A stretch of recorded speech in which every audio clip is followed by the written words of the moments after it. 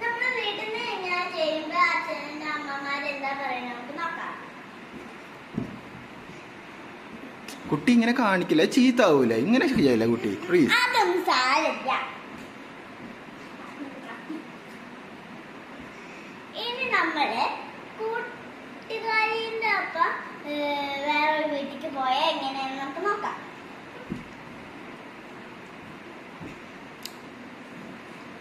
എന്താ കുട്ടി, നിന്റെ വീട്ടിൽ നിന്നൊന്നും പഠിപ്പിച്ചു തരുന്നില്ലേ? ഇങ്ങനെ പെരുമാറുന്നത് ഇത് പൈസ കൊടുത്ത് മേടിച്ച സാധനമാണ്, ചീത്താക്കാൻ പറ്റൂല. മനസ്സിലായോ?